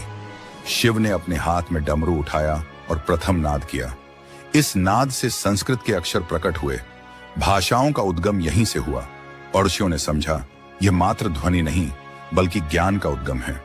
महादेव ने कहा, शब्द से विचार जन्म लेते हैं, विचार से कर्म और कर्म से भाग्य। इसलिए अपने शब्द पवित्र रखो ताकि जीवन भी पवित्र हो। अंत में शिव ने अपने गले से सर्प उतारा। यह वासुकी है मेरा प्रिय। यह भय का नहीं बल्कि भय पर नियंत्रण का प्रतीक है। जब तुम अपने भय पर विजय पालोगे तभी तुम सच्चे योगी बन पाओगे। उस क्षण शिव ने केवल अपना दिव्य रूप ही नहीं दर्शाया बल्कि अस्तित्व का वह गूढ़ सत्य भी उजागर किया जो जीवन की धड़कन को दिशा देता है। हर देवता और ऋषि के लिए वह पल उनके संपूर्ण जीवन का सबसे पावन अनुभव बन गया। जब यह अद्वितीय सभा पूर्ण हुई तो ब्रह्मा, विष्णु और सभी देवताओं ने महादेव के चरणों में प्रणाम कर अपने अपने लोकों की ओर प्रस्थान किया। किंतु सबके हृदय में यह बात गूंज रही थी कि अब सृष्टि वैसी नहीं रही जैसी पहले थी, क्योंकि अब उसमें शिव का शाश्वत वास हो चुका था। महादेव ने पुनः ध्यान में प्रवेश किया और समाधि की गहन अवस्था में लीन हो गए। उनकी पलकों के पीछे आंखें बंद थीं, किंतु उनकी चेतना संपूर्ण ब्रह्मांड में प्रवाहित हो रही थी। इस क्षण में वे केवल देवाधिदेव शिव नहीं बल्कि स्वयं अनंत के रूप में प्रतिष्ठित हो चुके थे। कहते हैं तभी से कैलाश पर्वत उनका दिव्य निवास बन गया। वह पर्वत जो धरती पर स्थित होते हुए भी किसी अन्य लोक का प्रवेश द्वार है, जहां समय थम जाता है और जहां केवल वही पहुंच सकते हैं जिनका हृदय पूर्णतः निर्मल हो। यहीं से महादेव की एक नई लीला प्रारंभ होती है। एक ऐसी लीला जिसमें वे केवल देवताओं के स्वामी ही नहीं बल्कि साधकों के गुरु और अपने भक्तों के अडिग रक्षक भी बनते हैं। कैलाश की शांति में समाधिस्थ शिव, जिनकी जटाओं से हिमसी उज्ज्वल आभा बरस रही थी और जिनकी केश राशि से गंगा की निर्मल धारा मंद स्वर में बह रही थी, वहां न समय का बंधन था न विकार का कोई अंश। सब कुछ शुद्ध, शांत और अपरिवर्तित। किंतु सृष्टि का स्वभाव ही गति है। जब शिव मौन समाधि में थे तब संसार में नए जीव, नए विचार और नए प्रसंग आकार ले रहे थे। देवगण अपने कर्तव्यों में लगे थे, ऋषि गहन तप में रमे थे और मनुष्य अपने जीवन के उतार चढ़ाव से गुजर रहे थे। इसी बीच ब्रह्मा ने अनुभव किया कि सृष्टि का संतुलन डगमगाने लगा है। असुरों का प्रभाव बढ़ रहा था और अनेक लोग भय व अन्याय से ग्रस्त हो रहे थे। उन्होंने तत्क्षण विष्णु को बुलाया और गंभीर स्वर में कहा, हे विष्णु, सृष्टि पर संकट मंडरा रहा है। यदि शीघ्र उपाय न किया तो धर्म का विनाश निश्चित है। विष्णु ने शांत पर दृढ़ स्वर में उत्तर दिया, मैं भी इसे महसूस कर रहा हूं और यही वह समय है जब हमें शिव की शरण में जाना चाहिए। जब ब्रह्मांड का संतुलन डगमगा जाता है तब केवल महादेव ही अपने तांडव से व्यवस्था को पुनः स्थापित करने में सक्षम होते हैं। यही सोचकर ब्रह्मा और विष्णु कैलाश की ओर बढ़ चले। यह यात्रा साधारण नहीं थी, यह उस स्थान की ओर थी जिसे स्वयं दिव्यता का केंद्र माना जाता है। जैसे जैसे वे कैलाश के निकट पहुंचे वैसे वैसे उनके भीतर से अहंकार, भय और अशुद्धता के पर्दे हटते गए। वहां पहुंचकर उन्होंने एक अद्भुत दृश्य देखा। पर्वत चोटियों पर सुनहरी आभा फैली थी। बर्फ के कण सूर्य की किरणों में हीरे सा चमक रहे थे और चारों ओर नंदी व गण महादेव की सेवा में रमे थे। नंदी ने आगे बढ़कर प्रणाम किया और विनम्र स्वर में पूछा, हे ब्रह्मा, हे विष्णु, आपके आगमन का कारण क्या है? विष्णु बोले, हम महादेव के दर्शन और मार्गदर्शन की इच्छा से आए हैं। कृपया हमें उनके पास ले चलो। नंदी ने उन्हें आदर पूर्वक शिव की गुफा तक पहुंचाया। भीतर मंद दीपक की लौ टिमटिमा रही थी और वातावरण में एक ऐसी दिव्य सुगंध व्याप्त थी जो आत्मा को गहन शांति देती थी। शिव गहरे ध्यान में लीन थे। त्रिनेत्र बंद था, लेकिन मुख पर ऐसी निश्चल शांति थी जैसे संपूर्ण सृष्टि उनके अंतःकरण में समा गई हो। कुछ देर प्रतीक्षा के बाद उन्होंने धीरे धीरे नेत्र खोले। उनकी दृष्टि में सर्वज्ञता थी, मानो वे पहले से ही जानते हों कि उनके अतिथि किस उद्देश्य से आए हैं। शिव ने पूछा, कहो ब्रह्मा, कहो विष्णु, मेरे ध्यान में विघ्न डालने का कारण क्या है? ब्रह्मा ने हाथ जोड़कर कहा, हे देव, सृष्टि में धर्म डगमगा रहा है। असुरों का प्रभाव बढ़ चुका है। हमें आपके मार्गदर्शन और संरक्षण की आवश्यकता है। शिव कुछ क्षण मौन रहे, फिर बोले, संतुलन केवल, किंतु जब अज्ञान और अहंकार अपनी सीमा लांघ जाते हैं तब संहार आवश्यक हो जाता है। विष्णु ने पूछा, तो क्या अब आप स्वयं संहार करेंगे? शिव ने उत्तर दिया, संहार मेरा स्वभाव नहीं, मेरा कर्तव्य है, किंतु इससे पहले मैं एक ऐसी शक्ति को प्रकट करूंगा जो धर्म की रक्षा करेगी और संसार में संतुलन बनाए रखेगी। इतना कहकर शिव का त्रिनेत्र खुला और उससे एक प्रचंड प्रकाश निकला जो धीरे धीरे एक तेजस्विनी देवी के रूप में रूपांतरित हो गया। तेज करोड़ों सूर्यों से भी अधिक था। वह महादेवी शक्ति थी। शक्ति ने शिव को प्रणाम कर कहा, हे प्रभु, आपके आदेश की प्रतीक्षा में हूं। शिव ने कहा, तुम असुरों के अहंकार को शांत करोगी, धर्म को पुनः स्थापित करोगी और यह कार्य केवल बल से नहीं, करुणा व न्याय से करना। शक्ति ने वचन देकर ब्रह्मा और विष्णु को प्रणाम किया। उनके प्रस्थान के साथ ही ब्रह्मांड में एक नई जीवनदायिनी ऊर्जा का प्रवाह होने लगा। सभी देवताओं ने समझ लिया कि शिव केवल विनाशक नहीं बल्कि सृष्टि के भी रक्षक हैं। उनके हर कार्य में गहरा उद्देश्य छिपा है। समय के साथ संसार में संतुलन लौटने लगा, लेकिन यह केवल प्रारंभ था। शिव की लीलाएं अनंत हैं। कभी वे योगी बनकर समाधि में लीन रहते, तो कभी अर्धनारीश्वर रूप में स्त्री और पुरुष तत्व के संतुलन का संदेश देते। और फिर एक दिन ऋषि अगस्त्य कैलाश पधारे। अगस्त्य ऋषि ने महादेव के चरणों में प्रणाम किया और विनम्र स्वर में पूछा, हे प्रभु, आपके अर्धनारीश्वर रूप का क्या रहस्य है? क्या यह केवल एक प्रतीक मात्र है या इसमें कोई गहन सत्य छिपा है? शिव मुस्कुराए और शांत भाव से बोले, अर्धनारीश्वर मेरे उस स्वरूप का दर्शन है जिसमें पुरुष और स्त्री शक्तियां एकाकार हो जाती हैं। यह दर्शाता है कि सृष्टि का जन्म, उसका संचालन और संतुलन तभी संभव है जब दोनों शक्तियों को समान आदर और स्थान मिले। जो इस रहस्य को समझ लेता है वह जीवन में सामंजस्य पा लेता है। ऋषि अगस्त्य ने इस दिव्य उपदेश को गहन भक्ति के साथ सुना और प्रणाम कर अपने आश्रम लौट गए। वहां उन्होंने अपने शिष्यों को समझाया कि शिव केवल पूजन के योग्य देव नहीं बल्कि जीवन के प्रत्येक पक्ष को दिशा देने वाले परम गुरु हैं। किंतु शिव की कथा यहीं समाप्त नहीं होती। आगे आने वाली घटनाएं बताती हैं कि किस प्रकार महादेव ने अपने तांडव से अधर्म का अंत कर सृष्टि को पुनः नवजीवन दिया। कैलाश पर्वत की चोटी पर हिम से ढकी एक अलौकिक नगरी बसी थी। वहां की नीरवता इतनी गहरी थी मानो समय स्वयं थम गया हो। मंद मंद बहती गंगा की कलकल, हिमालय की ठंडी हवाएं और दिव्यता से भरा वातावरण, यह स्थान स्वर्ग से भी अधिक अनुपम था। शिव गहन समाधि में लीन थे। उनकी जटाओं से गंगा प्रवाहित हो रही थी। मस्तक पर अर्धचंद्र शोभायमान था और चारों ओर एक अदृश्य ऊर्जा चक्र घूम रहा था। उनके सम्मुख नंदी ध्यानमग्न भाव से स्थिर बैठे थे, मानो किसी संकेत की प्रतीक्षा कर रहे हों। परंतु इस शांति के भीतर हलचल उठ रही थी। दूर अन्य लोकों में अशांति पनपने लगी थी। कुछ असुर जो पहले शिव की शक्ति से भयभीत होकर छिप गए थे, पुनः सक्रिय हो उठे। इसी बीच देवलोक में इंद्र को समाचार मिला। त्रिपुर नामक 3 असुर भाई मय, तारकाक्ष और विद्युन्माली ने 3 अजय नगर बना लिए हैं। एक स्वर्ग में, दूसरा आकाश में और तीसरा पाताल में। ये नगर ऐसे थे कि देव या दानव की कोई भी सेना उन्हें नष्ट नहीं कर सकती थी। भयभीत इंद्र तुरंत ब्रह्मा और विष्णु के पास पहुंचे और बोले, प्रभुओं, त्रिपुरासुर दिन प्रतिदिन अधिक शक्तिशाली होते जा रहे हैं। यदि इन्हें अभी नहीं रोका गया तो ये समस्त लोकों पर आधिपत्य जमा लेंगे। ब्रह्मा ने गंभीर स्वर में उत्तर दिया, इनका अंत तभी संभव है जब तीनों नगर एक पंक्ति में आए और उस क्षण एक ही बाण से भेदे जाएं। विष्णु ने गंभीर स्वर में कहा, ऐसा बाण चलाना केवल महादेव के ही सामर्थ्य में है।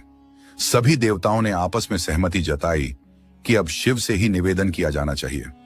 इस देवलोक के प्रमुख देव, आशीष देने वाले अर्षिगण, गंधर्व, अप्सराएं और यक्ष सब एक साथ कैलाश की ओर प्रस्थान कर गए। जब वे वहां पहुंचे तो दृश्य अलौकिक था। सूर्य की सुनहरी किरणें बर्फ से ढकी चोटियों पर मानो सोने की परत बिछा रही थी। हवा में एक अद्भुत सुगंध फैली थी जो हृदय को तुरंत शांत कर देती थी। नंदी ने मुस्कुराकर उनका स्वागत किया। आप सभी महादेव से मिलने आए हैं? कृपया शांति से प्रतीक्षा करें, प्रभु गहन ध्यान में हैं। कुछ देर बाद शिव ने नेत्र खोले। उनकी दृष्टि में अथाह करुणा थी, पर साथ ही अजेय शक्ति का तेज भी झलक रहा था। उन्होंने पूछा, कहो देवताओं, तुम सब एक साथ मेरे पास किस हेतु आए हो? इंद्र ने विनम्र स्वर में निवेदन किया, प्रभु, त्रिपुर नामक 3 असुर भाई अपने अभेद्य नगरों से पूरे लोक को आतंकित कर रहे हैं। उनका अंत केवल आप ही कर सकते हैं। शिव ने ध्यानपूर्वक बात सुनी और शांत स्वर में बोले, उनका विनाश उचित है, परंतु किसी भी संहार से पहले यह निश्चित होना चाहिए कि यह केवल धर्म की रक्षा के लिए हो, न कि किसी के अहंकार की संतुष्टि हेतु। देवताओं ने एक स्वर में आश्वासन दिया, हे महादेव, यह केवल धर्म की रक्षा के लिए है। शिव ने सहमति में सिर झुकाया और अपने गणों को आदेश दिया, एक अद्वितीय रथ का निर्माण करो। पृथ्वी उसका आधार होगी, आकाश उसका ध्वज, सूर्य और चंद्रमा उसके पहिए और ब्रह्मा होंगे सारथी। विष्णु स्वयं बाण के रूप में विलीन हो गए और अग्निदेव उसकी नोक पर प्रज्वलित हुए। जब सब तैयार हो गया, शिव ने गहन ध्यान में प्रवेश किया। उनका तीसरा नेत्र खुला और उसमें से अग्नि की धधकती लपटें सीधे उस बाण में समा गईं। समय आ पहुंचा। त्रिपुरासुरों के 3 नगर नियति के अनुसार एक ही पंक्ति में आ गए। शिव ने धनुष उठाया, प्रत्यंचा खींची और केवल एक ही बाण से तीनों नगर भेद दिए। क्षण भर में वे अग्नि में भस्म हो गए। त्रिपुरासुरों का अंत हुआ और ब्रह्मांड में पुनः संतुलन स्थापित हो गया। देवताओं ने शिव की स्तुति की, आभार व्यक्त किया, पर महादेव अपने स्वभाव के अनुरूप बिना किसी गर्व के फिर से समाधि में लीन हो गए। उस घटना के बाद अर्षियों में यह चर्चा होने लगी कि शिव का हर कर्म केवल विनाश का प्रतीक नहीं, बल्कि सृष्टि को नए जीवन देने का साधन भी है।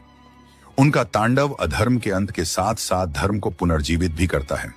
इसी समय एक युवा अर्षि कैलाश पर उपस्थित हुए, ऋषि मार्कंडेय। वे शिव के भक्त थे और अमृतत्व का वरदान पा चुके थे। उन्होंने जिज्ञासा पूर्वक प्रश्न किया, प्रभु, त्रिपुरासुरों के अंत में आपने जो एक बाण प्रयोग किया, क्या वह केवल युद्ध का प्रतीक था या उसका कोई गहरा आध्यात्मिक रहस्य भी है? शिव ने मंद मुस्कान के साथ उत्तर दिया, हर बाण, हर युद्ध, हर तांडव, यह सब भीतर के अज्ञान को समाप्त करने का संकेत है। त्रिपुर केवल 3 नगर नहीं, बल्कि मनुष्य के भीतर बसे 3 दोष हैं, अहंकार, क्रोध और लोभ। इनका नाश ही सच्चा विजय है। जब ये तीनों शक्तियां एक साथ सक्रिय हो जाती हैं, तो मनुष्य का मार्ग धीरे धीरे पतन की ओर मुड़ने लगता है। लेकिन वही साधक जो एकाग्र होकर आत्मबोध का तीर छोड़ता है, इनका अंत कर देता है। मार्कंडेय यह सुनकर नतमस्तक हुए और बोले, हे प्रभु, आपने बाहरी युद्ध को भी भीतर की साधना का प्रतीक बना दिया। यह अमूल्य ज्ञान मैं युगों तक लोगों में फैलाऊंगा। इस तरह शिव का त्रिपुर विनाश केवल एक ऐतिहासिक घटना नहीं रहा, बल्कि आत्मशुद्धि का शाश्वत संदेश बन गया। परंतु महादेव की लीलाएं यहीं समाप्त नहीं हुई। समय के प्रवाह में वे एक ऐसे रूप में अवतरित होने वाले थे जो संपूर्ण सृष्टि के लिए परम रहस्य का उद्घाटन करता। त्रिपुरासुरों के विनाश के बाद ब्रह्मांड में पुनः शांति का साम्राज्य स्थापित हो गया। देवता अपने अपने लोक लौट गए, आर्षि अपने यज्ञ और तप में मग्न हो गए और प्रजा अपने कर्मों में व्यस्त हो गई। किंतु यह संतुलन स्थायी नहीं था, क्योंकि समय सदा परिवर्तनशील है। युग बदलते रहे। सत्य से त्रेता, फिर द्वापर का द्वार आया। द्वापर युग में धर्म के 4 स्तंभों में से 3 दुर्बल हो चुके थे और अधर्म ने फिर से अपने जाल फैलाने शुरू कर दिए। मनुष्यों के भीतर लोभ, मोह और अहंकार का ज्वर बढ़ने लगा। राजा प्रजा के कल्याण से अधिक अपने महलों और सत्ता के विस्तार में डूबे थे। अर्षियों के बीच भी मतभेद पनपने लगे। कुछ सच्चे ज्ञान में लीन थे, तो कुछ राजनीति और लोभ में उलझ गए। इसी काल में हिमालय की गहराइयों में एक विचित्र हलचल उठी। एक प्राचीन शक्ति जो युगों से सुप्त पड़ी थी, धीरे धीरे जागने लगी। यह शक्ति न पूरी तरह दैवी थी, न पूर्ण रूप से आसुरी। यह थी महामाया की छाया। जब संतुलन भंग हो, तो यह छाया जगकर मनुष्यों के दोषों को और तीव्र कर देती है। लोग स्वार्थ, क्रोध और हिंसा के वशीभूत होने लगे। पृथ्वी पर संघर्ष और युद्धों की आंधी उठने लगी। देवलोक से यह सब देखकर इंद्र, विष्णु और ब्रह्मा चिंतित हुए। विष्णु ने कहा, यदि यह स्थिति यूं ही बढ़ती रही तो अराजकता फिर से ब्रह्मांड को निगल लेगी। इस समय केवल शिव ही संतुलन वापस ला सकते हैं। ब्रह्मा ने सहमति जताई, पर हमें यह समझना होगा कि इस युग में उनका प्राकट्य किस रूप में होगा, क्योंकि हर युग में वे अलग रूप धारण करते हैं। कभी योगी, कभी संहारक, कभी गुरु, तो कभी साधारण मानव के रूप में। वे तभी प्रकट होते हैं जब समय और परिस्थितियां पूर्ण रूप से अनुकूल हों। इस बार देवताओं ने सीधे कैलाश जाने का निश्चय नहीं किया। वे हिमालय की तलहटी में स्थित एक प्राचीन आश्रम, जहां अर्षि अगस्त्य तप में लीन थे। अगस्त्य शिव के अत्यंत प्रिय भक्त थे और उनके अनेक रहस्यों के झाता भी। देवताओं ने उनसे निवेदन किया, ऋषिवर, हमें मार्गदर्शन दें। हम चाहते हैं कि शिव इस युग में प्रकट हों और संतुलन पुनः स्थापित करें। अगस्त्य ने नेत्र मूंद कर ध्यान लगाया और कहा, शिव को बुलाया नहीं जा सकता। वे केवल आह्वान से नहीं आते। उनका अवतरण तब होता है जब किसी भक्त की गहन भक्ति और सृष्टि की आवश्यकता एक साथ उन्हें पुकारती है। इस बार वे गुरु के रूप में प्रकट होंगे, ताकि मनुष्य के भीतर के अंधकार को ज्ञान की ज्योति से मिटा सकें। इंद्र ने आश्चर्य से पूछा, पर क्या केवल ज्ञान से यह अराजकता थम पाएगी? अगस्त्य मुस्कुराए, संहार भय उत्पन्न करता है, लेकिन ज्ञान जागृति लाता है। संहार क्षणिक समाधान है, जागृति स्थायी। इस बार शिव अपने दिव्य ज्ञान का दीप लेकर आएंगे और वास्तव में कुछ ही दिनों बाद हिमालय की एक निर्जन गुफा में एक साधारण दिखने वाला सन्यासी प्रकट हुआ, जो स्वयं महादेव थे।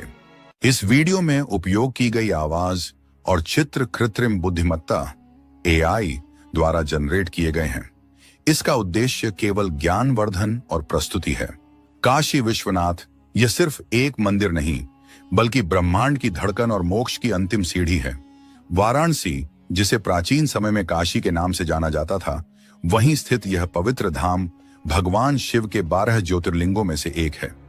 ऐसा माना जाता है कि यहाँ प्राण त्यागने वाला व्यक्ति पुनर्जन्म के चक्र से मुक्त हो जाता है और सीधा मोक्ष प्राप्त करता है। कई युग पहले जब काशी अपनी आध्यात्मिक ऊर्जा में लिपटी हुई थी, तभी एक रहस्यमय संत ने इस भूमि पर पदार्पण किया। वे कोई साधारण तपस्वी नहीं थे, बल्कि त्र्यंबकनाथ नामक एक सिद्ध योगी थे, जिनकी दृष्टि में एक गहरा रहस्य और हृदय में भगवान शिव के प्रति अडिग भक्ति समाई हुई थी। त्र्यंबकनाथ घाटों पर ध्यानस्थ रहते और समय के साथ उनकी ख्याति दूर दूर तक फैल गई। उन्होंने जो भी कहा वह सत्य सिद्ध हुआ, जिससे आमजन की श्रद्धा उनमें और भी बढ़ गई।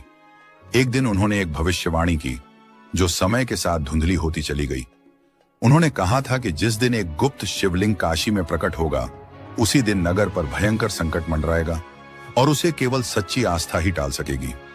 समय अपनी चाल चलता रहा। मुगल आक्रमणों ने इस मंदिर को कई बार खंडित किया, लेकिन हर बार श्रद्धा ने उसे पुनः खड़ा किया। परंतु इस दौरान एक शिवलिंग को मंदिर के गुप्त गर्भगृह में छिपा दिया गया, जिसकी जानकारी बस कुछ गिने चुने संतों को थी। यह वही शिवलिंग था जिसका उल्लेख त्र्यंबक नाथ ने अपने रहस्यपूर्ण वचनों में किया था।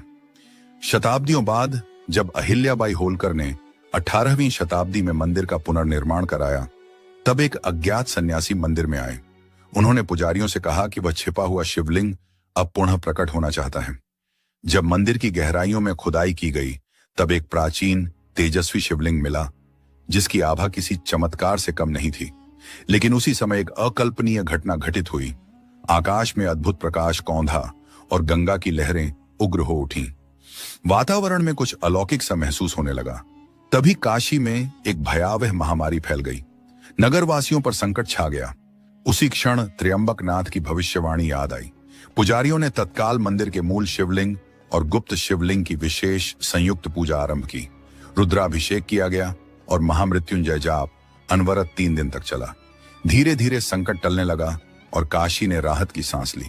जब पूजा संपन्न हुई, तब लोग उस रहस्यमयी सन्यासी की खोज में निकल पड़े, जिसने समय रहते सभी को चेताया था, परंतु वह कहीं दिखाई नहीं दिए। लोग मानते हैं कि वह कोई साधारण सन्यासी नहीं, बल्कि स्वयं शिव का ही कोई भेजा गया दूत थे। कई वर्षों पहले जब कुछ दरवाजे खोले गए, तब भी वह रहस्यमयी व्यक्ति कहीं नहीं मिला। कुछ लोग मानते हैं कि वह कोई साधारण इंसान नहीं था, बल्कि भगवान शिव के दिव्य गणों में से एक था, जो संकट के समय काशी की रक्षा करने आया था। आज भी काशी विश्वनाथ मंदिर के कुछ तहखानों को आम लोगों के लिए बंद रखा गया है। ऐसा विश्वास है कि उनमें अब भी कुछ अदृश्य शक्तियां मौजूद हैं। स्थानीय पुरोहितों का कहना है कि जब भी मंदिर पर कोई बड़ा खतरा मंडराने लगता है, तब विशेष अनुष्ठानों द्वारा उन अद्भुत ऊर्जाओं को जागृत किया जाता है। काशी द्वीप व नगर जहां स्वयं शिव साक्षात विराजमान है, रहस्य और अध्यात्म का